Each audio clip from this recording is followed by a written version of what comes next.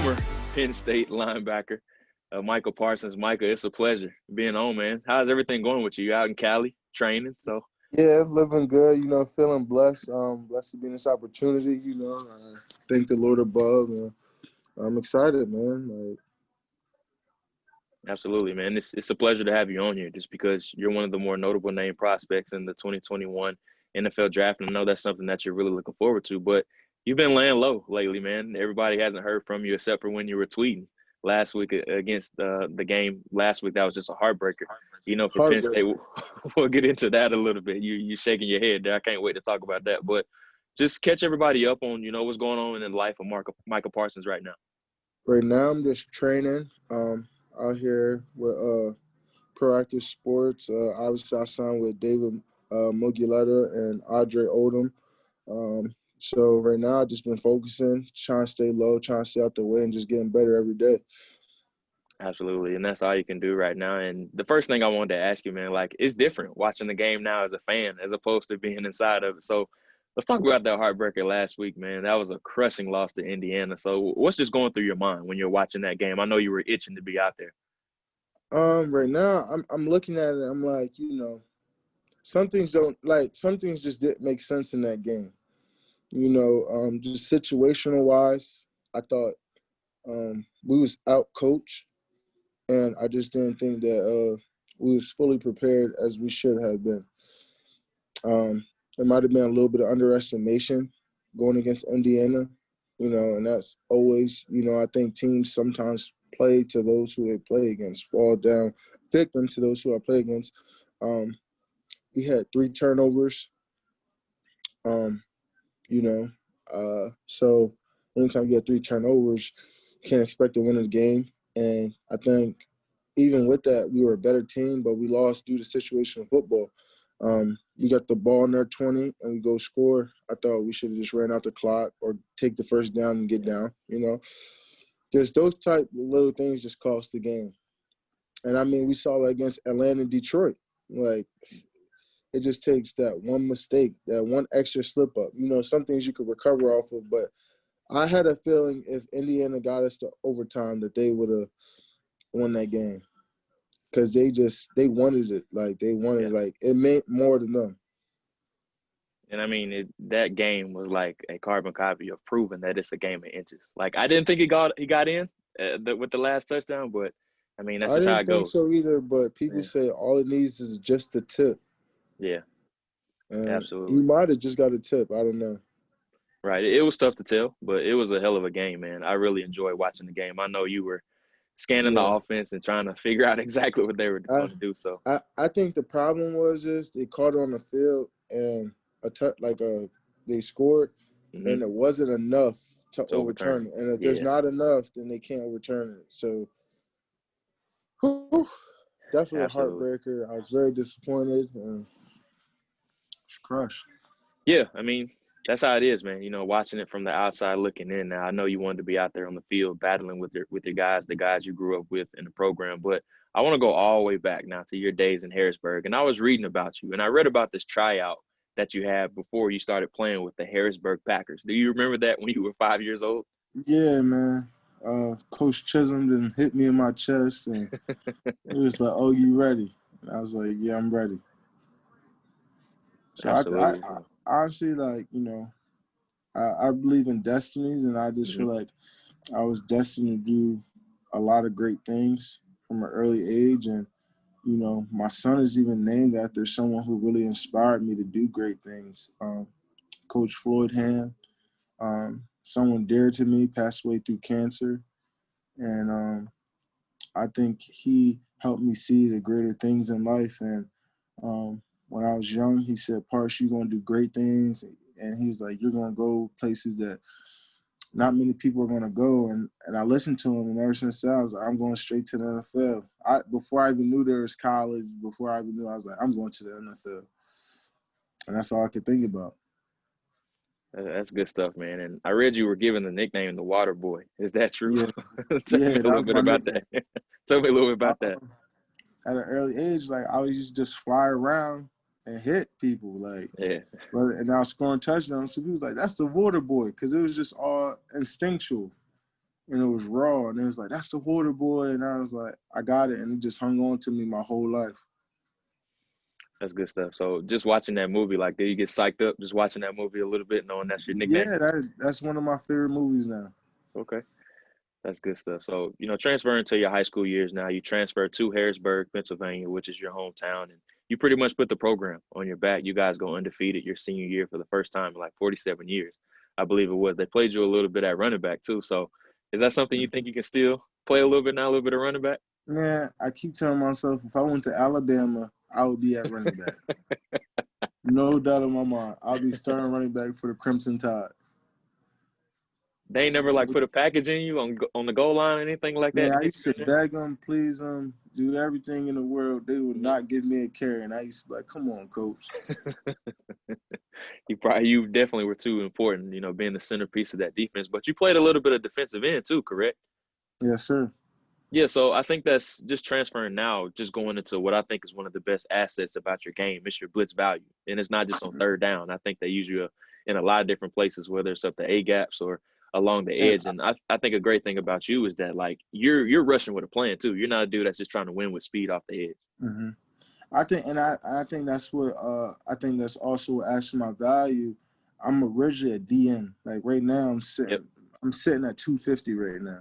Okay. Like I could put on the weight to be a DN, or I could drop the weight to be a linebacker. But I think that's what adds to my value because I am a true DN. I just have enough athletic ability and enough uh, intellectual to play linebacker at a high level. So I think whether it's a 3-4 or 4-3, you want me an outside DN, I could really do it all, and I'm willing to do it all. All I say is I just need an opportunity. You know what I mean? I just need to get in the door because once I get in, I I gotta make something shake. You know what I mean? Absolutely. So So I mean, you're I'm just saying, looking, go ahead. yeah, just let me in the door, Yeah. give me an opportunity, and I'm gonna play 100 regardless.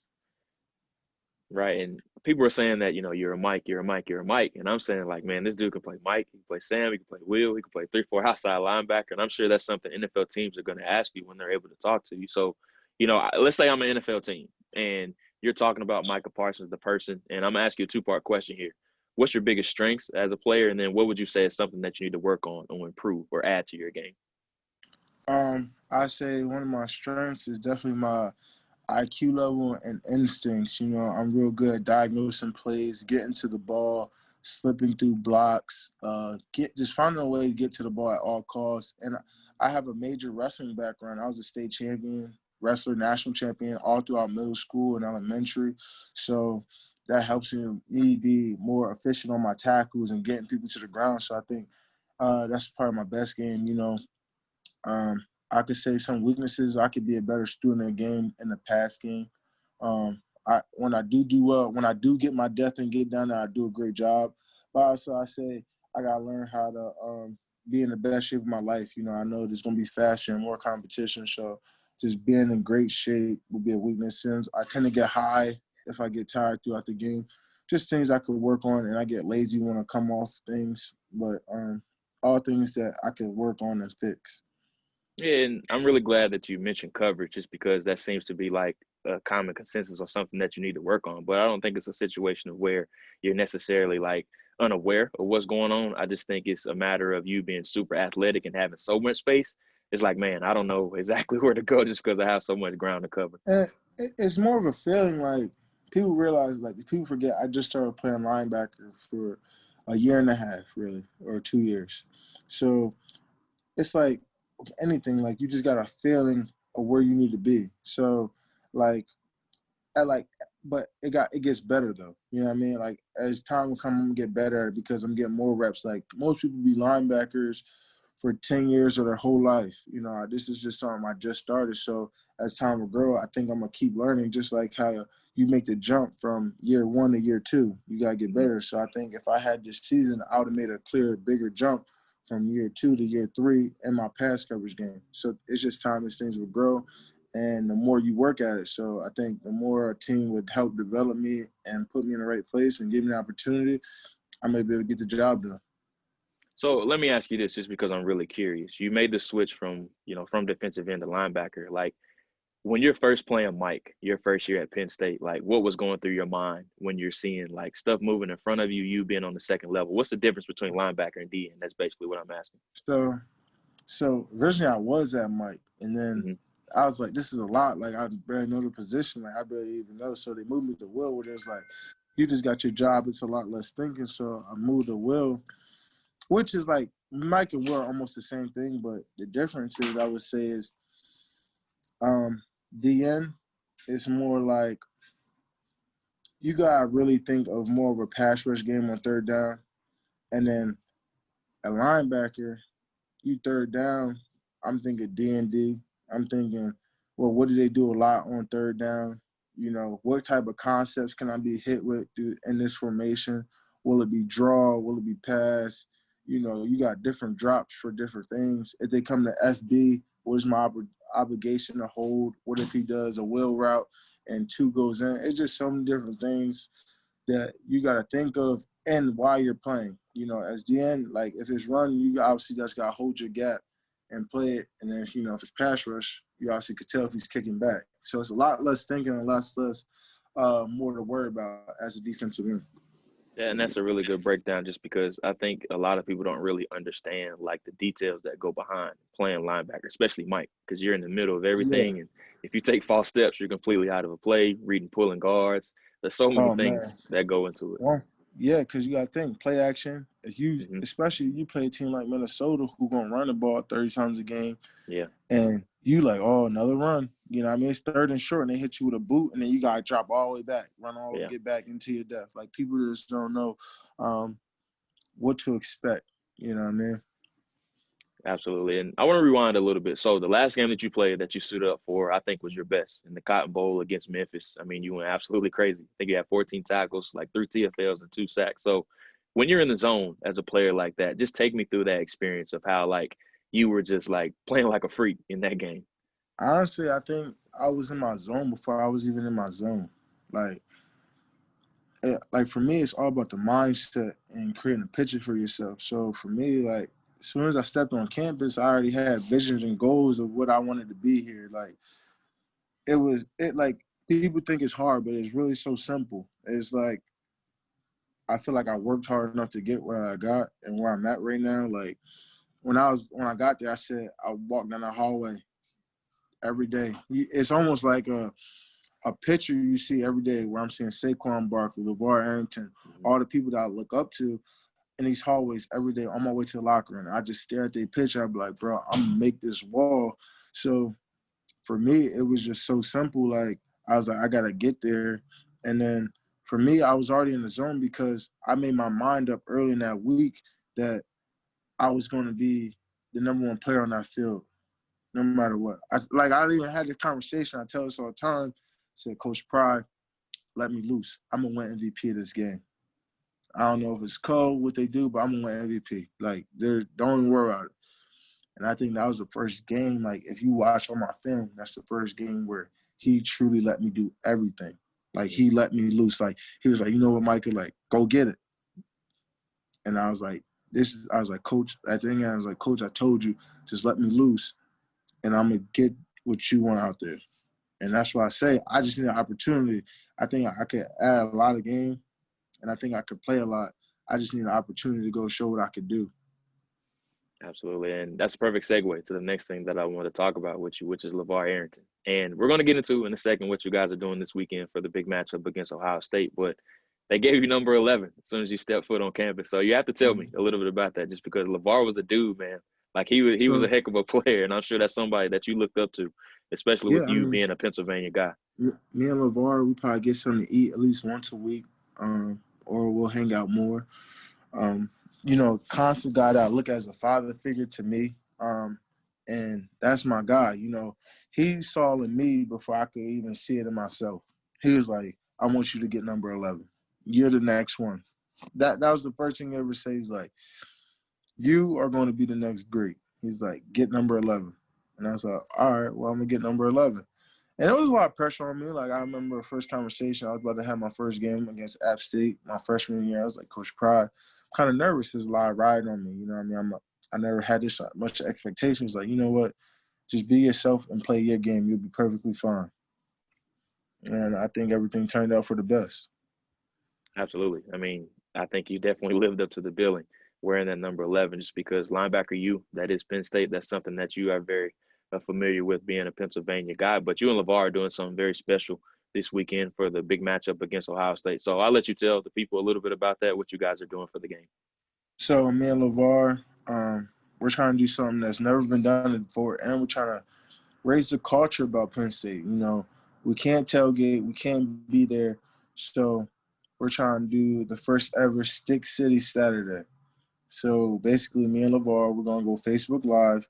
We're going to invite the people into the live and join us for a live Q&A. That's questions they might have for me, questions they might have for LeVar. We're here to provide them answers, and we're going to go throughout the game of what I saw, what he saw, and see if we agree, show the people explanations of what they could have done better, what we could have done better, what happened, and we're going to give a full breakdown, challenge my IQ and challenge his as well of what he used to see and what I saw the past couple of years. Absolutely. That's good stuff, man. And, I think the world of you. I think you're a big-time player. I think whoever selects you in the first round of next year is going to get a very special player. But I did have one question for you before I let you get up out of here. When did the NFL become a reality for Micah Parsons? But I honestly, it still haven't hit yet. I mean, after that bowl game, it was like, yo, you're one of the best players in this draft. People used to say before, because it's different when you see all your friends go. You like, oh shoot, all my homies, that's crazy. That could be one day. And after that game, and you see that Todd McShay, all the things you saw freshman year when you was in high school, and all the top players, and when you see your name across that screen on ESPN, and you see, agents contacting you, and you see all these great blessings that come in your life and opportunities, it almost puts you in a unsurreal moment. Some of the stuff I be doing, I'm like, man, I just can't wait to get in the door. Right. I think once I get drafted, that's when. I know you're gonna cry. You can go ahead and tell me. I'm gonna cry because people don't understand how hard it is to make it from Harrisburg. Yeah. And how much I think that's what really motivated me, because I just don't want it for myself. I want it from Harrisburg because every day I see my homies fall victim to the system, and they could have been similar to me or almost like me. So, I think I'm trying to do something bigger than myself. And as a player, this is for Harrisburg, and I'm going to try to put as much as I can back into Harrisburg. Right. I want to uplift people and give, because, I believe if I didn't go back to Harrisburg, I wouldn't be here today. That's outstanding, man. Not only are you, a special individual, but you're giving back to the community that pretty much raised you, in a sense, from your days with the Harrisburg Packers and then staying home at Penn State as well. You're a Pennsylvania guy. So I appreciate you, man. I think the world of you. Been trying to get in contact with you forever. So I'm happy that you came on, yeah, man. I'm happy. I said, man, he been hitting me. I said, I got to get him at the one. And then you always write good stuff about me. And, appreciate it, man. Showing love. And I was like, you know what? This is a true dude. And I appreciate you for giving me the time and thinking so highly of me. And,